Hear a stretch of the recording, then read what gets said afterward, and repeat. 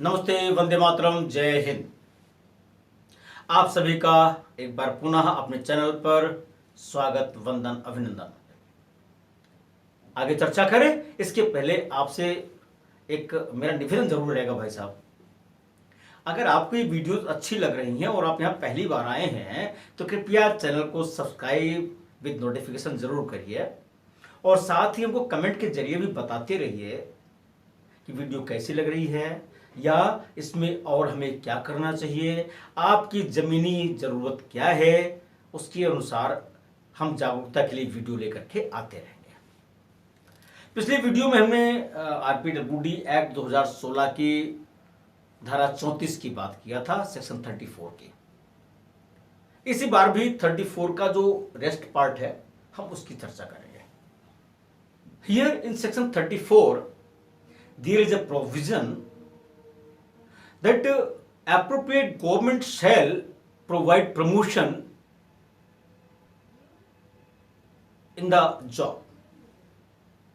यानी अगर कोई सरकारी नौकरी में है तो उनको प्रमोशन के लिए भी कंसीडर किया जाएगा, यानी प्रमोशन में भी रिजर्वेशन दिया जाएगा। और मैंडेटरी शैल वर्ड यूज हुआ है, इसमें इफ वर्ड कहीं से नहीं है। कभी कभी ऐसा होता है ना भाई साहब कि कोई ऐसा सरकारी कार्यालय है या और कुछ है या कोई स्टेब्लिशमेंट है, वहां पर पद चिन्हित हो गए हैं और जिस बेंचमार्क डिसेबिलिटी के लिए वो पद चिन्हित हुआ है, ऐसा बेंचमार्क डिसेबिलिटी का व्यक्ति उस कार्य को नहीं कर सकता है। तो विधि का जो एक प्रक्रियागत कार्यक्रम है उसको आगे बढ़ाते हुए जो हमने पिछले एपिसोड में ABCD 4-5 कैटेगरी बताई थी, उस कैटेगरी के जो योग्य दिव्यांगजन होंगे जो उस कार्य को कर सकते होंगे, इंटरचेंज करके तब उस पद को भरा जाएगा।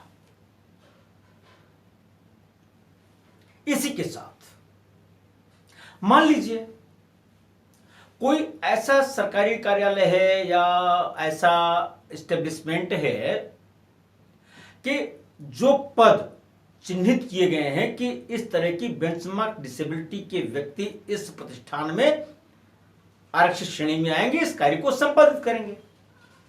परंतु वो जो स्टेब्लिशमेंट है या जो इंस्टीट्यूशन है वो इस प्रकृति का है कि दिव्यांगजन को वहां कार्य करना दिव्यांगजन के लिए अहितकारी है।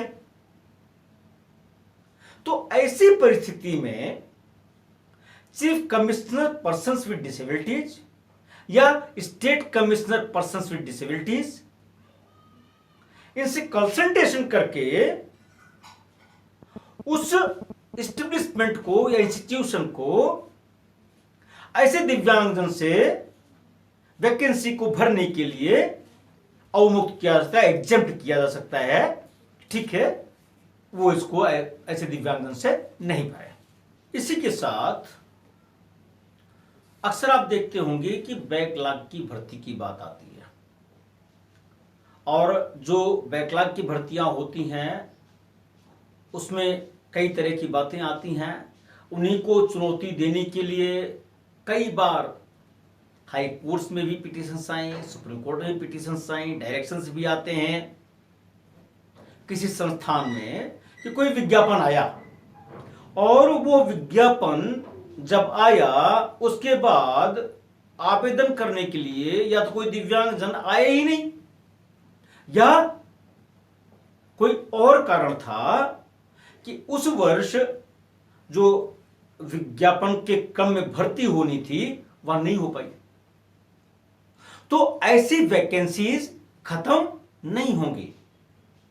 इन वैकेंसीज को कैरी फॉरवर्ड करेंगे दूसरे साल में और जब ये वैकेंसीज वहां जाएंगी तो यदि ऐसी परिस्थिति बनती है कि किसी दिव्यांगजन ने आवेदन नहीं किया या योग्य दिव्यांगजन नहीं आए तो वहां पर जो अवेलेबिलिटी दिव्यांगजन की है, यानी ABCDE, जो पांचों कैटेगरीज है सेक्शन 34 में डिफाइंड है, उनमें से इंटरचेंज करके भरेंगे।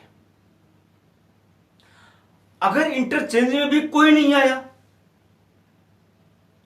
तब ऐसी वैकेंसीज को अदर देन डिसेबल्ड पर्सन से फुलफिल की जा सकती है। आज की बात इस विषय पर यहीं तक।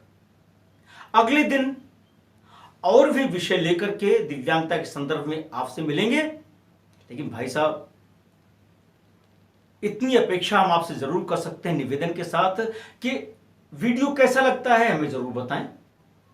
सब्सक्राइब विद नोटिफिकेशन जरूर करें ताकि हमारी वीडियो आप तक जरूर पहुंचे, सबसे पहले पहुंचे। लेकिन ये सब तब करने की जरूरत है यदि आप हमारे चैनल पर नए हैं तब। बहुत बहुत धन्यवाद।